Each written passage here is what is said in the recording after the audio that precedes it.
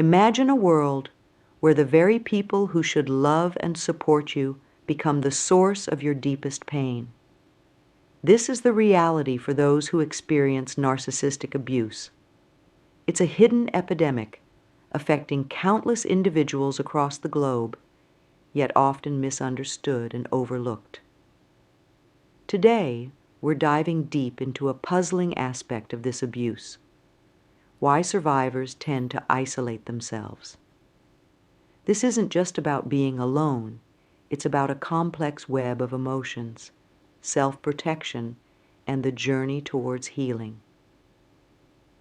Whether you've experienced this yourself, know someone who has, or simply want to understand this phenomenon better, what you're about to learn could change how you view relationships and personal growth forever. Narcissistic abuse is like a silent storm that ravages a person's sense of self. It's not about visible bruises or scars. It's about the deep, emotional damage that occurs when someone is constantly belittled, manipulated, and made to feel worthless. Think of it as a slow poison that seeps into every aspect of a person's life, affecting how they see themselves and the world around them. This type of abuse often comes from those closest to us: partners, parents, or even close friends. What makes it so devastating is its subtlety. It's not always about loud arguments or clear-cut insults. Instead, it's a pattern of behavior that slowly erodes a person's confidence and self-worth. Imagine being told day after day that your thoughts and feelings don't matter, or being made to feel like you're always the problem, always falling short, no matter how hard you try. The signs of narcissistic abuse can be hard to spot at first. It might start with small put-downs or jokes at your expense. Over time, it escalates. The abuser might constantly criticize you, make you doubt your own memories, a tactic known as gaslighting, or use your insecurities against you. They might shower you with affection one moment, only to become cold and distant the next, leaving you constantly walking on eggshells. This roller coaster of emotions takes a huge toll on a person's spirit and energy. Victims often describe feeling drained, confused, and disconnected from themselves. It's like losing touch with your own inner compass, no longer sure of what you think or feel. This spiritual and emotional drain is at the heart of why many survivors of narcissistic abuse find themselves retreating from the world. Now, here's where things get really interesting and somewhat counterintuitive. You might think that after escaping such a toxic relationship, a person would immediately seek out support and connection. But often, the opposite happens. Many survivors of narcissistic abuse find themselves pulling away from friends, family, and social situations. They begin to isolate themselves, sometimes to an extreme degree. This isolation isn't just about being physically alone. It's a profound emotional and social withdrawal. Survivors might stop reaching out to friends, decline invitations, or even quit jobs, or move to new places where they don't know anyone. From the outside, it might look like they're pushing people away or being antisocial. But there's so much more going on beneath the surface. This tendency to isolate is a common reaction, but it's often misunderstood, even by the survivors themselves.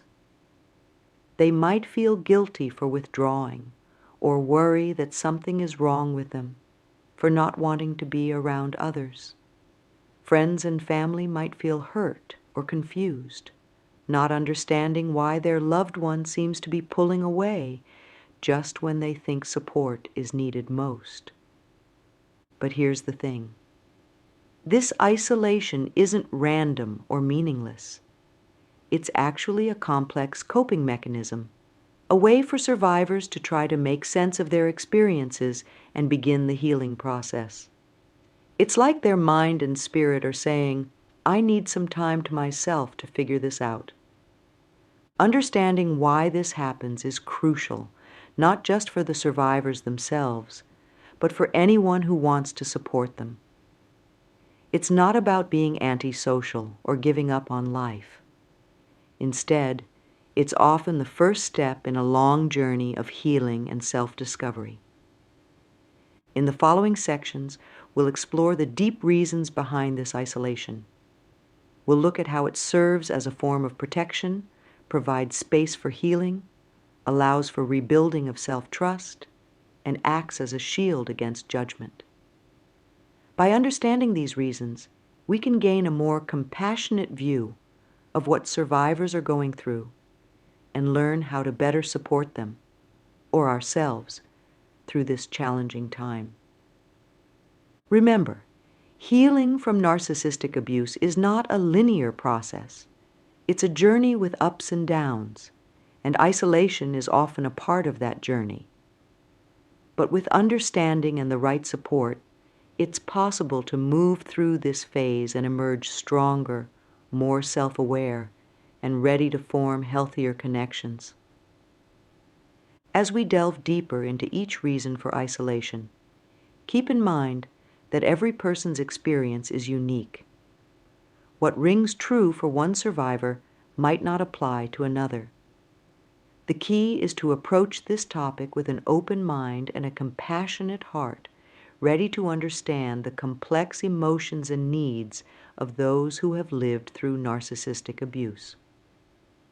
Let's start by exploring the first and perhaps most instinctive reason for isolation: the need for safety and protection. After experiencing the emotional turbulence of narcissistic abuse, many survivors find that being alone feels like the safest option. It's as if they're creating a cocoon around themselves, a space where they can feel secure without the threat of further hurt or manipulation. This desire for safety is deeply rooted in the survival instinct. When we've been hurt repeatedly, especially by someone we trusted, our brains naturally seek out ways to prevent further harm. Isolation becomes a form of self-preservation. By limiting contact with others, survivors reduce the risk of encountering situations or people that might trigger painful memories or emotions. Moreover, being alone allows survivors to regain a sense of control over their environment. In a narcissistic relationship, control is often stripped away, with the abuser dictating much of what happens in the victim's life. Choosing to be alone can feel empowering. It's a way of saying, I decide who I interact with and when. This need for safety extends beyond just physical space. It's also about emotional and energetic protection. Many survivors describe feeling raw and exposed after leaving an abusive relationship, as if their emotional skin has been stripped away. Being around others, even well-meaning friends or family, can feel overwhelming.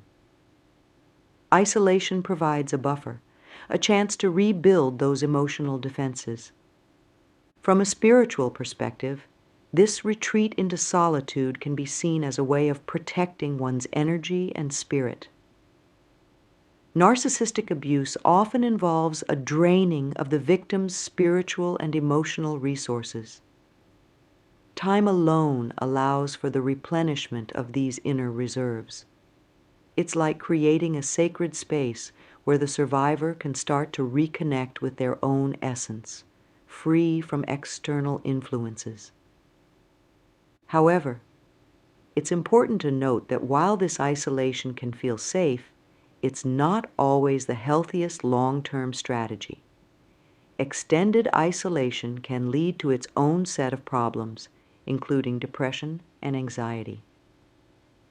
The challenge for survivors is to find a balance. creating enough safe space for themselves while gradually rebuilding connections with trustworthy people. As we move forward, we'll explore how this need for safety intertwines with the healing process, and how isolation can provide the necessary environment for deep inner work and recovery. Remember, the journey from victim to survivor to thriver is a gradual one, and understanding the role of isolation in this process is a crucial step towards holistic healing and growth. The healing journey, finding recovery in solitude. When it comes to healing from narcissistic abuse, many survivors find that time alone is not just a preference, but a necessity. This period of isolation serves as a crucial phase in the recovery process, offering a space for deep introspection and emotional healing. It's like pressing a reset button on your life, giving yourself the chance to rediscover who you are without the constant influence of an abusive presence. During this time, survivors often need to process a whirlwind of emotions. There's grief for the relationship they thought they had, anger at the abuse they endured, and confusion about their own identity. These feelings can be overwhelming, and dealing with them in the presence of others can sometimes feel impossible. Isolation provides a safe container for these emotions to surface and be worked through at the survivor's own pace. Think of this healing time as tending to an internal garden. Just as a garden needs space, sunlight, and time to grow, a person recovering from narcissistic abuse needs mental and emotional space to nurture their growth. This solitude allows survivors to reconnect with their own thoughts and feelings, often for the first time in years. It's a chance to hear their own inner voice without the constant chatter of an abuser's criticism or manipulation. Moreover, this period of isolation can be a time of profound spiritual growth. Many survivors report using this time to explore meditation, journaling, or other spiritual practices that help them reconnect with their inner selves. It's a time to rebuild a sense of purpose and meaning that may have been lost in the chaos of an abusive relationship. However, it's important to note that healing doesn't happen in a vacuum. While isolation can provide the necessary space for recovery, it's also crucial for survivors to eventually seek support, whether through therapy, support groups, or trusted friends and family. The key is finding a balance between solitude for healing and connection for support. One of the most devastating effects of narcissistic abuse is the erosion of self-trust. Victims often find themselves doubting their own perceptions, feelings, and decision-making abilities. This is a direct result of the gaslighting and manipulation that are hallmarks of narcissistic abuse. Rebuilding this self-trust is a crucial part of the healing process, and for many, it requires a period of isolation.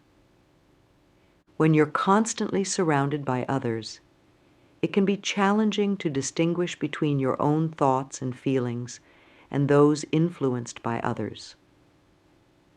This is especially true for abuse survivors, who have often been conditioned to prioritize the abuser's needs and opinions over their own. Isolation provides a clean slate, a chance to reconnect with your own inner wisdom without external interference. During this time alone, survivors can start to practice trusting their own judgment again.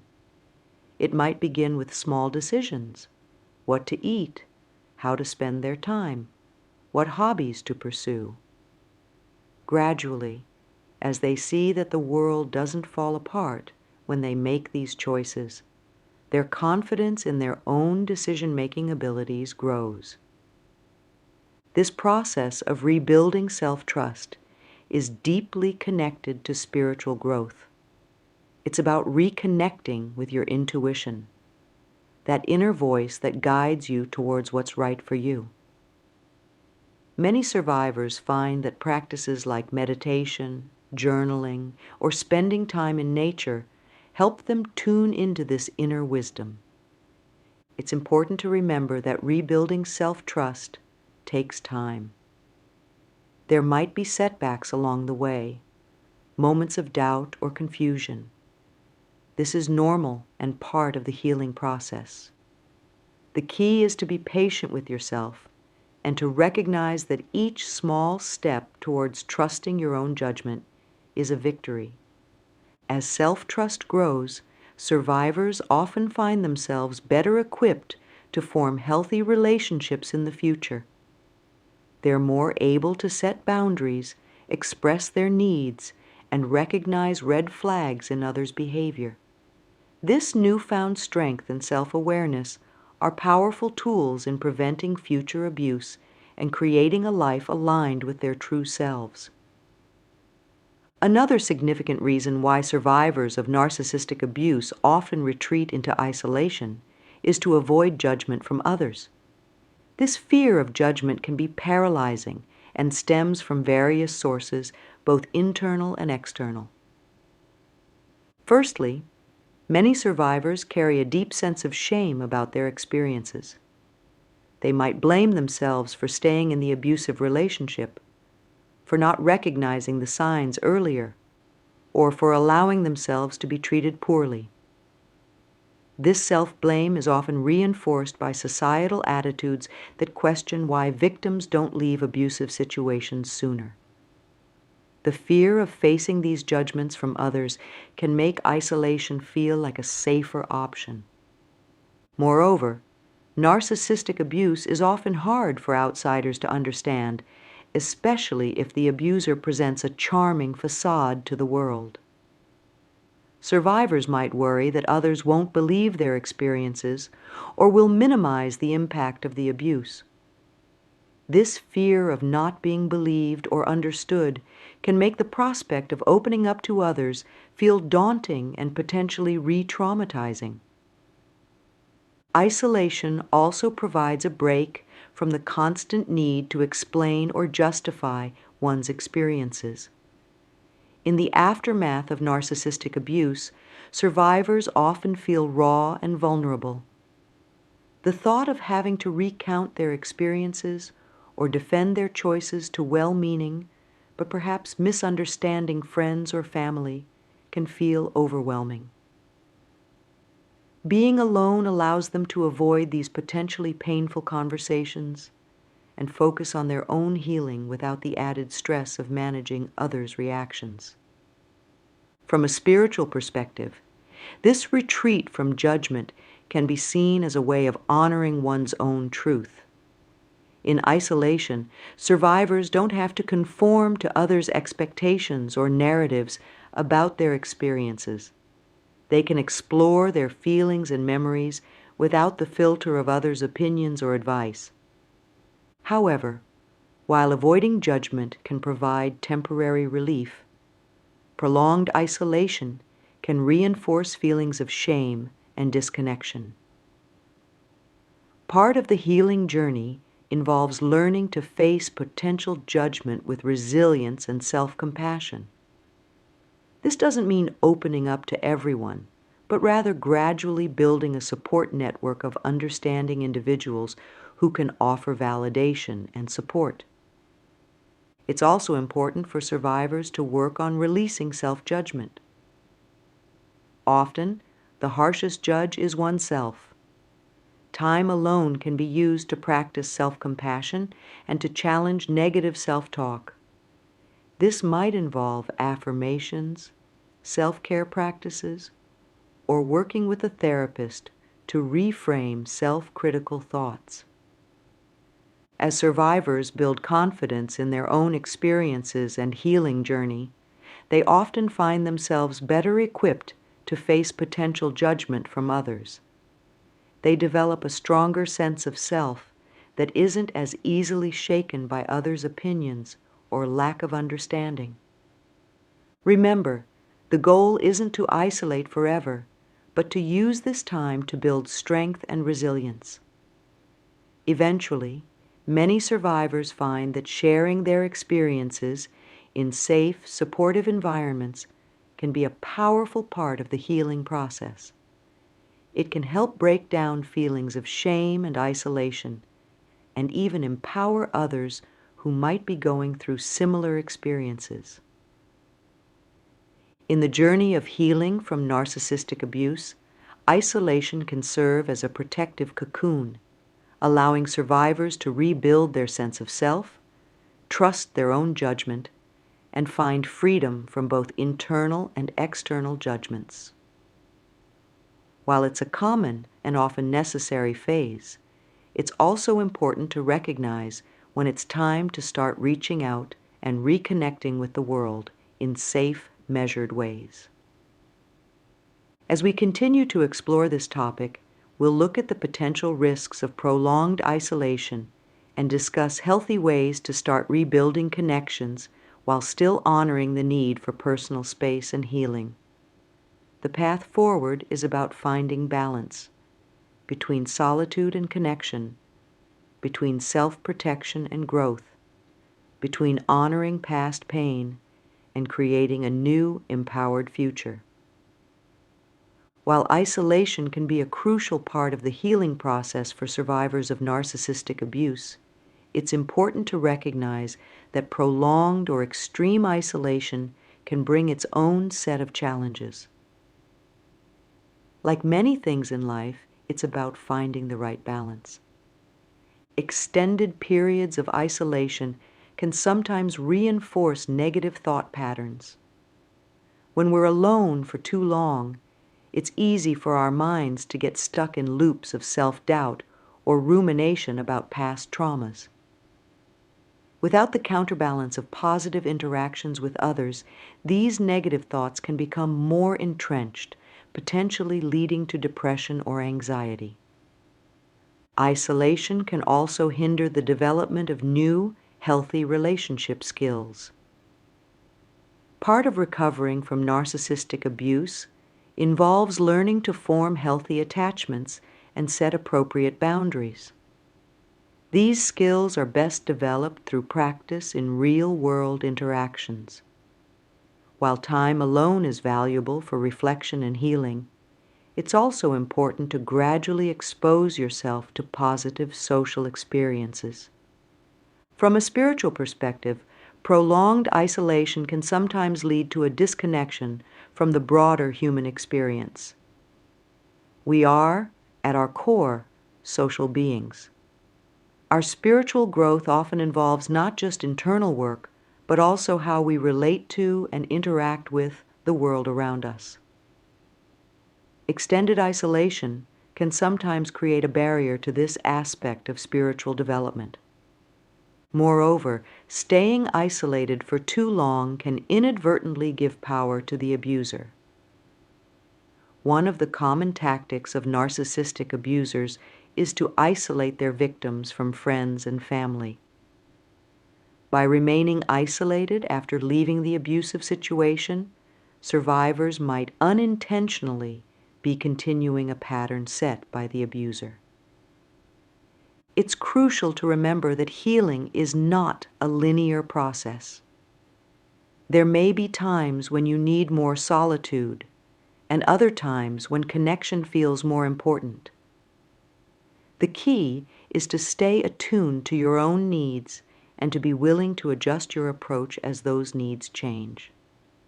As survivors begin to feel ready to step out of isolation, it's important to do so in a way that feels safe and supportive. This doesn't mean diving headfirst into intense social situations. Instead, it's about taking small, manageable steps towards reconnection. One of the first steps might be to seek out a support group for survivors of narcissistic abuse. These groups, whether in person or online, can provide a safe space to share experiences with others who truly understand. It's a way to break isolation without feeling exposed or vulnerable to judgment. Individual therapy can also be a crucial bridge between isolation and broader social connection. A therapist can provide a safe, controlled environment to process emotions and experiences. They can also help you develop strategies for setting boundaries and navigating social situations as you begin to reconnect with others. Rebuilding connections with trusted friends or family members can be another important step. This might involve reaching out to people who were supportive before or during the abusive relationship. It's okay to start small. A text message, a short phone call, or a brief coffee meetup. The key is to move at a pace that feels comfortable and safe for you. Engaging in group activities centered around hobbies or interests can be a gentle way to increase social interaction without the pressure of intense personal conversations. This could be joining a book club, a yoga class, or a hiking group. These activities provide a shared focus, making social interaction feel more natural and less daunting. From a spiritual perspective, seeking out community through spiritual or mindfulness practices can be deeply healing. This might involve attending meditation groups, spiritual retreats, or joining a community that aligns with your beliefs. These spaces often provide a sense of connection that goes beyond everyday social interaction, tapping into a deeper sense of shared human experience. As you begin to reconnect, it's important to pay attention to how different interactions make you feel. Notice which relationships and activities leave you feeling energized and supported, and which ones might feel draining or triggering. This awareness can guide you in creating a network that truly supports your healing and growth. Remember, it's okay to take breaks and retreat into solitude when needed. Healing isn't about forcing yourself to be constantly social. It's about finding a balance that works for you and allows for both personal growth and meaningful connections. As we reach the end of our exploration into why those who experience narcissistic abuse often isolate themselves, it's important to step back and see the bigger picture. This journey, from the depths of abuse through isolation and towards healing, is not just about recovering from trauma. It's a profound opportunity for personal growth, self-discovery, and spiritual awakening. The path of isolation, while challenging, can be a cocoon of transformation. It's in these quiet moments of solitude that many survivors find their true selves, often for the first time. They rediscover passions long forgotten, dreams that were pushed aside, and a strength they never knew they possessed. This journey teaches invaluable lessons about self-love, boundaries, and the importance of honoring one's own needs and feelings. Survivors often emerge from this period with a deeper understanding of themselves and a clearer vision of what they want in life and in relationships. Moreover, this experience can lead to a heightened sense of empathy and compassion, both for oneself and for others. Many survivors find that their experiences give them unique insights into human nature and the complexities of relationships. This wisdom, hard-earned though it may be, can become a powerful force for positive change in their lives and in the world around them. As you move forward, whether you're a survivor yourself or someone supporting a loved one through this journey, remember that healing is not about erasing the past. It's about integrating these experiences into a new, stronger sense of self. The goal isn't to forget, but to grow beyond the limitations that abuse once imposed. In conclusion, the tendency for survivors of narcissistic abuse to isolate themselves is a complex and often misunderstood aspect of the healing journey. It serves as a protective mechanism, a space for deep healing, an opportunity to rebuild self-trust, and a shield against judgment. While isolation can play a crucial role in recovery, it's important to recognize when it's time to gradually step back into the world of connection and relationships. Remember, there's no one-size-fits-all approach to healing from narcissistic abuse. Each person's journey is unique, and what works for one may not work for another. The key is to honor your own process, to be patient with yourself, and to remain open to growth and change. If you're a survivor, know that your experience has value. Your journey, challenging as it may be, is shaping you into a stronger, more authentic version of yourself. And if you're supporting someone through this process, your understanding and patience can be a powerful force in their healing. As we close, let's remember that while isolation can be a necessary part of the healing journey, humans are ultimately social beings. The end goal is not to remain alone, but to emerge from this cocoon of healing ready to form healthy, nurturing relationships with others and, most importantly, with yourself.